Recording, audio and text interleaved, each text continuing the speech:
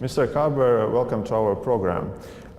You have visited the front line in eastern Ukraine many times. How would you describe the current situation there? Well, it's stable in the sense that the front line doesn't move very much. They're shooting every day. And the level of shooting at the end of August was the third highest peak in the last 30 months. Really? Yeah, it almost equaled the amount of shooting that was involved when the Russians attacked in the summer of 2014 and in the winter offensive. So that raised a lot of concerns. At the same time, the Russians were doing this very large exercise in the Black Sea, doing large amphibious operation, an air operation, and also practicing a large land invasion east of Rostov. So the combination of the spike in violence and this large Russian exercise raised a lot of concerns. What's your explanation on that? Why you think it is so? You know, I've only been able to anticipate Putin twice in the last 30 months. And both times I predicted an invasion and it happened. So I stopped predicting because it's like bad karma. I think they are taking conflict with Ukraine and also with NATO extremely seriously. And they're organizing and preparing and testing their forces for a potential conflict. And that, I think we ought to take that seriously as well. Your name was popping up in the leaked emails of former NATO commander Philip Breedlove, and as I understand, you confirmed the authenticity of this correspondence, right? I confirmed that the correspondence took place. Okay, was it that you tried to find some, let's call it secret ways how to move the weapons to the Ukraine without direct involvement of the U.S. government? No, I think if somebody looks at the, first of all, let me say the Russians did not, I repeat, did not release all the correspondence. They selectively released correspondence. So if you just look at what was released, you get a somewhat distorted picture. Most of the correspondence they didn't release would have been embarrassing to them. For example, I sent General Breedlove the Russian invasion plan, and they didn't bother to, they haven't released that one. No, General Breedlove was interested in my observations because of the potential implications for NATO forces. So we were looking at Russian use of electronic warfare, Russian use of unmanned aerial vehicles, the new Russian tank, the T-90, with this active defense on it, the large-scale use of Russian artillery and scatterable munitions, while NATO is getting rid of all of its scatterable munitions because of the Princess Di Convention. So there were a lot of observations that General Breedlove was interested in. The reason, other than we were friends, the reason he encouraged me to send those is because there was a ban, basically by US and almost all NATO countries, from sending any military observers to the front. So in 177 days there, I never once met in the combat zone a US military official, or frankly, a NATO official, or a military guy. So while NATO had lots of intelligence and satellite imagery and so forth, they didn't have anybody really reporting on the ground. So General Breedlove encouraged me to send him my observations. One of those observations was the Ukrainians desperately needed anti-tank weapons. They needed new communications gear because the Russians were using electronic warfare very effectively against them. They needed a counter-battery radar so that they could see where the Russian radars, where the Russian artillery was firing from. They needed some drones, because the Russians were using unmanned aerial vehicles or drones everywhere over them. It was a very unequal contest. So of 5 areas of weakness that we identified, only one was a lethal weapon. And by the way, all 4 of the other systems the U.S. sent. So, ultimately. So, I reject the argument that we were sort of conspiring behind Obama's back or the administration. I think the administration was slow to realize, having been at the front, which they weren't, I think the administration was slow to realize the military significance of the conflict and the importance of not letting Ukrainians collapse. Over time, they've responded, and so they've sent communications equipment, they've sent counter-battery radar, they've sent Raven unmanned aerial vehicles. They haven't sent lethal weapons because they're trying not to escalate the conflict. I happen to disagree with that, and I've told them that in meetings at the White House, State Department, Pentagon. But there was nothing behind the scenes other than at the same time that I was sending those messages to General Breedlove, I was sending them also to the White House and particularly to the State Department, Defense Department. You took Breedlove to the front line. Yeah, just after he retired, yes, 2 weeks ago, got back. What were your observations? Well, let me give you his. We were with the Ukrainian airborne and air assault troops who've done probably the majority or a disproportionate amount of the effective fighting. And his quote was, the troops and commanders that I saw are some of the best in NATO, compared to the best in NATO. He was very impressed. Ukraine has gone through a really, not only 30 months of war, and it's amazing. When I first arrived in Ukraine in March of 2014, most people predicted, well, they'll put in a defense for 48 hours and they won't be able to sustain it. They've been at the front now for 30 months of fighting. The Ukrainians have shot more artillery because they'd inherited a large stock of it, ammunition from the former Soviet Union. They have shot more artillery ammunition than exists in all of the armies of NATO on the continent. I mean, you think about that. I mean, it's just, you take France, Germany, Poland, all that ammunition, and they shot that much. This has been a violent, high-intense war. When the conflict first started, they could only field 10 battalions that were combat effective or ready. Today they have 66. They started the war with 14 brigades, most of which weren't ready. Today they have 22 brigades in the field with commanders who are all combat trained, and the majority of the troops have had combat experience. It is the toughest, strongest army west of Russia today. And you can compare it favorably to any other army in NATO. It's not the most modern. They have a lot of old Russian equipment, a lot of equipment that's 30 years old. But that today is the best trained and best commanded army on this continent, outside of Russia. You mentioned Russia's intervention plan in Ukraine. I don't know if it particular you mentioned in the spring this year that you got. And then you said that there are some I don't know, chapters or some quotes regarding Baltic states. Yeah. What is said there about the Baltic states? So we only have about 130 pages of what appears to be about a 300-page war plan.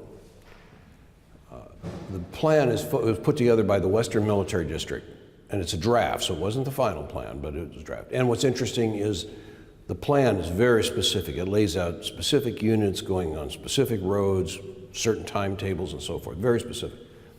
By the way, the Russians lined up those exact units on the border with Ukraine. So this wasn't just a hypothetical plan, this was a plan for forces that had been moved and put in place. What's interesting is there was an annex. As most war plans, there's a general description of the plan, and then there's a whole series of annexes. So there'll be an annex on information war, an annex on deception, an annex on electronic warfare, special operations, air operations, so forth. Well, there's an annex on targeting. And in that targeting list were literally hundreds of targets in Ukraine. And buried in there were targets in the Baltic. Now, my assumption is that they, and this is an assumption because we don't have the all the annexes to the plan, but they had probably. What was it, the original document? Yeah, it's an original document, but we don't have all of it. And the listing of the targets, I believe, the ones that reflected Baltic targets were probably associated with a contingency plan. So if the war in Ukraine got out of hand, then a contingency would be to invade the Baltic. I can't imagine them wanting to attack the Baltics at the same time as Ukraine. It's, to me, just appears stupid, but it was very clear there were Baltic targets there, and I believe that was probably a contingency. We know Putin has said that when he invaded Crimea initially, he put his forces on nuclear alert. Right? And we know they did that, including alerting their ballistic missile submarines at sea, which they hadn't done in 20 years. So clearly they were thinking about contingency plans, and I think my belief is that one aspect of that was would include operations in the Baltic. But certainly the target list was there. I understand that you are not sharing the opinion that Russia could take Riga in, I don't know, 3 days, or as like expert Zbigniew Brzezinski put it, like literally in 1 day. Why do you think it would take much longer for Russia to I don't know, even took Riga? Well, so if you look at the forces immediately available to the Baltic area, the Russians have the 6th Army up by Leningrad, opposite Estonia, and they have the 76th Guards Air Assault Division, 2 big brigades, very near the Latvian-Estonian border. To invade all the Baltics, they would have to move more forces into Belarus, which is they've done in exercises in the Zapad exercises of 1999, 2009, 2013. And those exercises involved invading the Baltics and eastern Poland, all the way to Vistula, doing strikes in Poland and throughout the Baltic. But those forces aren't there in peacetime. So if they're going to invade all of the Baltics, not just Estonia or northern part of Latvia, you have to move these forces into Belarus. Well, that takes time and it's visible. If the NATO countries just sit and watch that happen and don't react, that's a large force that could overrun people fairly quickly. If the governments of the Baltic, Poland, and NATO reciprocally respond to this Russian deployment, so they bring up reserves, move people to the front, bring in reinforcements, it's a much tougher, it's not an easy fight for the Russians.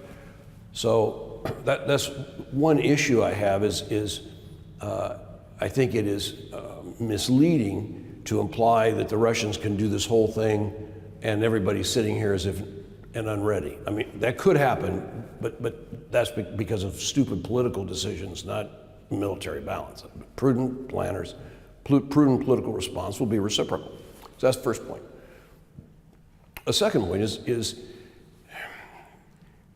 a lot of civilian analysts who do these war games, you know, the RAND Corporation did a little war game on the table. And they go, oh, you can move here in 60 hours. You can't drive a tank from the Russian border to Riga in 60 hours unopposed. I mean, let alone people trying to stop you. I mean, if you live in this country, there's swamps, there's forests, the roads are narrow. Now, it is true if those narrow paths are not defended, you can make a penetration. And to defend all of them, you need to mobilize your forces and you need NATO help and reinforcements. But the idea that you can just sort of run over this place in 60 hours, I think is simplistic and uninformed. I mean, I think it's silly. That doesn't mean you couldn't have an air assault operation where they try to land guys right here in Riga the first day. It doesn't mean you won't have airstrikes, but to do that and do it and successfully, they're going to have to bring additional forces. And so if you have a prudent response, then you should be able to offset that force. That's why I think the terrain here is the most defensible terrain anywhere in Europe. So if there's troops there to defend it. In peacetime, the military establishments of the Baltics are small, so they can't defend every gap. But if they raise those forces in proportion to the Russians moving their forces closer to the border, then that terrain becomes is defended and is very defensible. And it's going to be a very, very tough fight for the Russians to push through it. It makes sense, meaning that forces are not moving on the table or on the map, but in the real terrain. Do you really think that, I don't know, lakes, rivers, swamps, dense forests are the factor that might even stop Russian forces moving very fast? If you have people defending the roads that go through them. If you don't, then no, you can drive down them, rate of 30 kilometers an hour or something, and move in. But again, to get forces adjacent to 2/3 of Latvia, the Russians have to move forces into Belarus.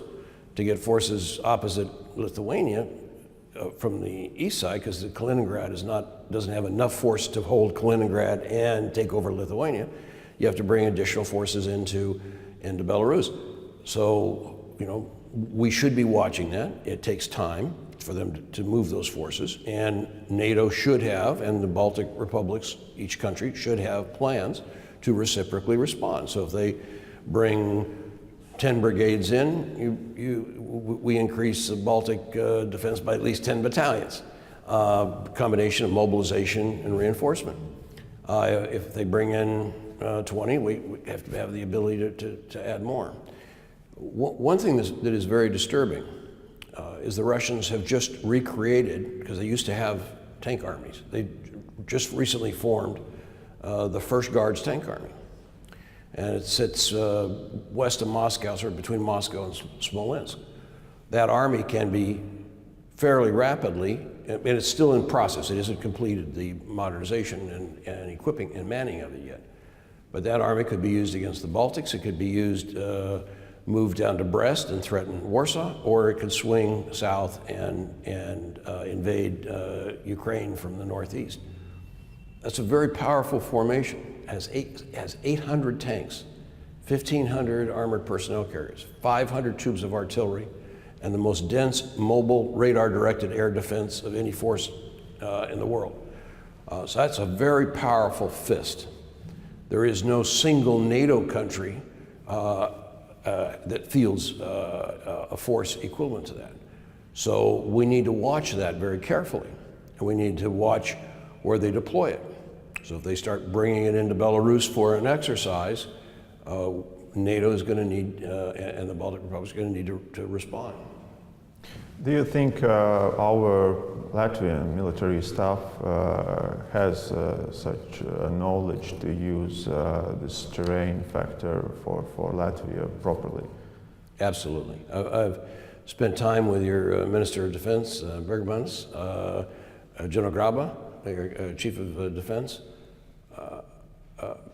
Met and spent hours, weeks with most of your planners and all the brigade and battalion commanders. I've met almost every brigade and battalion commander, some of them on their terrain they're defending. I think you have one of the most professional, aware military and ready, psychologically ready military forces in NATO. I've been very impressed with Latvian defense. You're a small country, and so you have a small army, and you depend on mobilization. So one of the challenges that you're going to have is it's going to be a very difficult political decision for your political leaders, is if the Russians start mobilizing and re-employing forces, is to take the tough decision to, okay, let's call up some reserves, let's move guys to the front, so they're in position to cover that terrain. But in terms of knowledge of the terrain, defense tactics, you're getting your money's worth with your new investment in equipment, including the Scorpion armored vehicles, adding additional self-propelled artillery and air defense. You're going to quit. Your army is going to acquit itself very well.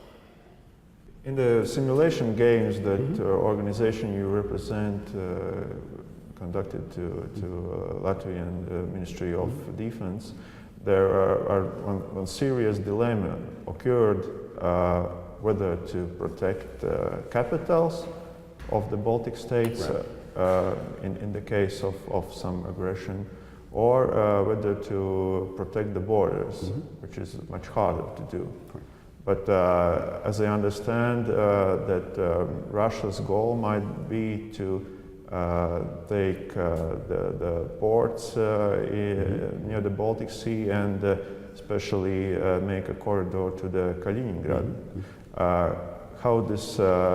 How we must solve this dilemma to protect the capitals, the governments from the possible overthrow, or protect the borders? I don't think it's an either-or choice. So you have to protect your capital. That's the center of your political will. That's the organizing area for any defense, right? So you don't have a choice. You have to protect your capital. With countries with small military, the active force initially is going to be for that role. But if you look at the terrains, the most defensible terrain for Estonia and Latvia is forward, not back. Lithuania's capital is right on the border of Belarus, so it's within artillery range of fire from artillery. So you have this conundrum. If Estonia protects Tallinn, but leaves the gap open in southern Estonia, Latvian forces can be outflanked. If Latvia defends half the country but not forward, it opens the gap to Lithuania. Is the problem for all three countries, right? It's almost a cascading effect. Each country is dependent on its defense is dependent on the success and willingness of their neighbor country. And all three of the Baltics are dependent on Poland because NATO's line of supply and reinforcement comes through Poland. So, and this is why the decisions at Warsaw were so important. Because you can't bankrupt your country and have a large standing army all the time. So each country, Estonia, Latvia, Lithuania, have made compromises, because they have to, between ready forces, total mobilization force size, and modernization. So you spend money and effort on all these fields. So what's important is with NATO adding these battalions and having the ability to bring in additional brigades behind them, you now can defend those gaps. So the Russians know, and may only go, oh, well, on this road, there's only a company or on a major area, a battalion protecting it. The Russians go, well, that means I can't run over it with a small force. I got to add more force. So that means they have to bring in additional reinforcements. Those reinforcements come from farther away. They come by train and by road, and they should be seen. As NATO watches those forces assembling on the border, that gives the countries and NATO unambiguous warning to take additional precautions and make that defense even harder. So our conclusion was that the area is very defensible, and you win or lose the security of the Baltics on the margin. It's not an issue of mass Russian attack, because you can't bring masses of forces through these woods and swamps. So they're automatically channelized into narrow sectors So the key is to be able to have enough force in peacetime ready to block those, and then have a mobilization and reinforcement potential to add stuff that they would have to bring in to offset it. So I think that was an enormous decision, and very, very constructive one at Warsaw, to send these battalions, a battalion each, to cover those help cover those critical gaps. But anyway, we can't escape the withdrawal from the border lines, right? From the Latvian border, from the Estonian border. Well, I think that with mobilization, I think you can defend those defensible forward areas. I would, and I think because the terrain is tougher there for offensive, it gives you more depth. You know, the alternative is, if you end up only defending the capitals, as you sacrifice 70% of your country gets overrun, you compromise your neighbor's security, and even if you hold your capital area, how long are you going to hold it until NATO reinforcement has to fight its way back up? So I think it's really important to be able to have that forward defense, and it is affordable if your allies are willing to put some active ready forces to help you have that in peacetime. You know, eventually I think it'd be prudent to get some additional heavy forces. There's not a single tank in any of the armies of Estonia, Latvia, or Lithuania. And while this isn't what you think of as tank country, tanks are still the best anti-tank weapon, and if the attacking force makes a penetration, you have to be able to counterattack it. Otherwise, your light infantry who are dug in are going to be outflanked and outran and sacrificed. So eventually, I think a prudent defense plan ought to look at ways, either Allied armored forces being able to come quickly, or making available through Lend-Lease access to some heavier armor, and frankly also some additional air defense. And in the first simulation game you played with the Latvian army, you played a scenario when Latvia tried to defend itself by using the current available forces, and the result was that National Guard quickly lost about 80% of its assets. Isn't it unusual to use such a volunteer organization as a front line, first liners in the front? You don't have a choice.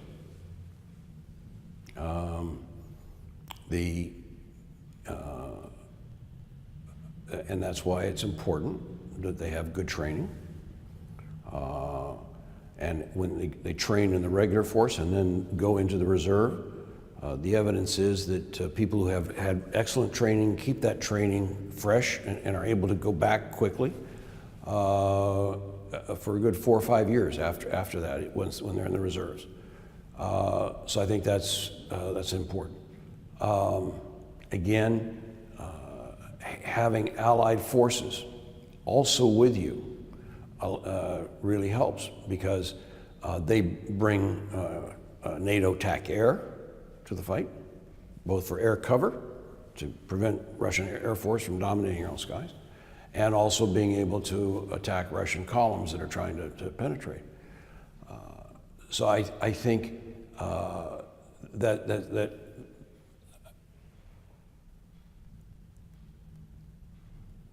volunteers and mobilized guys can provide an effective defense if they're backed up with active forces who are screening the front, give them time to get in position and dig in, and then the active and with some armor goes in reserve and can counterattack any danger of penetration. How would you rate the equipment of National Guard have right now? They need more. You are in the process of building additional National Guard units, and so you're going to need more equipment to equip them. I've been impressed. I think you have a decent air defense system you've been buying. You're going to be buying some long-range artillery and some multiple rocket launchers. I think that would be very good. The one gap is, I think the major gap is probably, you have some good anti-tank weapons, and they're good for this, this terrain because they have a top attack capability. So the one area that I personally believe, and I'm not arguing with anybody in your government, but is if it was me, I would, at least in longer range plans, think about getting some heavier armor, some tanks, basically. What the war in Ukraine has shown is the tank is still alive and well.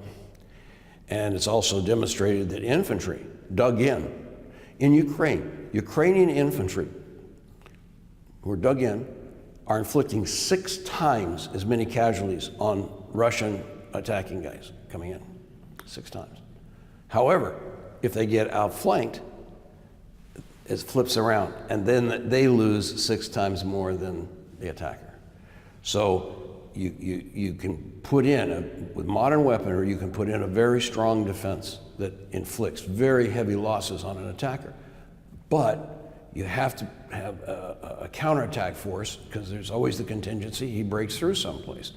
And you need to be able to cut that off. You need to be able to take the initiative away from him. One of the interesting things in the simulations we demonstrated is your commanders know this terrain better than, like the back of their hand, better than anybody else in NATO, and certainly better than the Russians do. So they know where the forest trail is to sneak through and do an armored attack. They know which bridge to blow so that Russian units get caught in a trap. They know where there's good ground, a road goes by a swamp, but you got a clear killing ground. So if you put your tanks or anti-tank weapons along that, you can attack that column and they can't turn around and maneuver against you because it's a swamp. And that's the advantage of having such a really superior group of military guys who are thinking about defending their country. I'm frankly impressed. What about Poles? If I'm correct, Poles involved in this simulation delayed or refused to take collective action. Isn't it something like an alarming signal? No.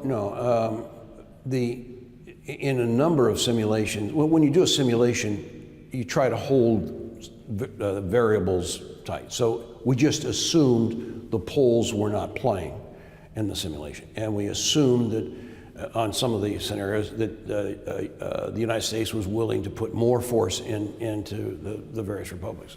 I would not read anything into that.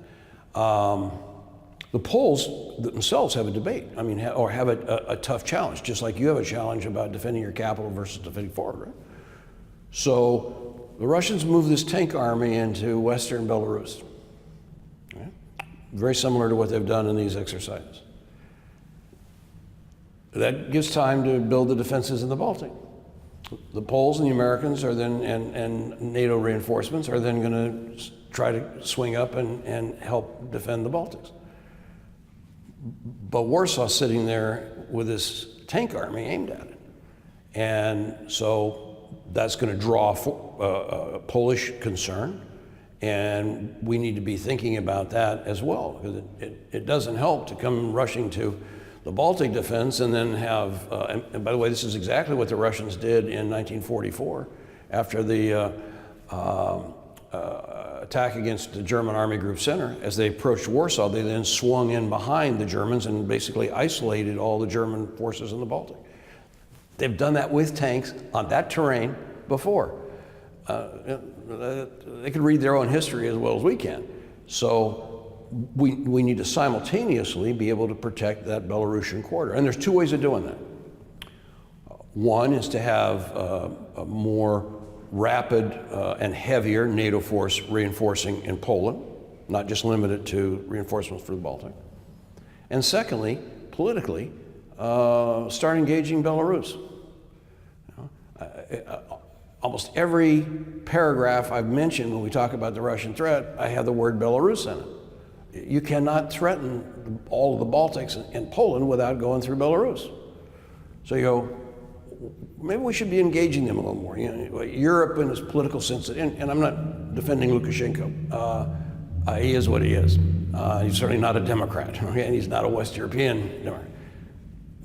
But isolating him merely throws him into the Russian hands. He's made some very strong statements recently about defending Ukraine and about not wanting, the Russians were putting heavy pressure on him to station forces there, and so far he's resisted that. I mean, there's some Russian air elements, but not ground. You know? I think that ought to be rewarded and encouraged. You know, it's in our interest, it's in your interest. It's in NATO's interest to see a Belarus that's independent and not a freeway for Russian forces. The same is true, by the way, for Ukraine. You know, for the last 30 months, we in the West have had sanctions on Russia, right?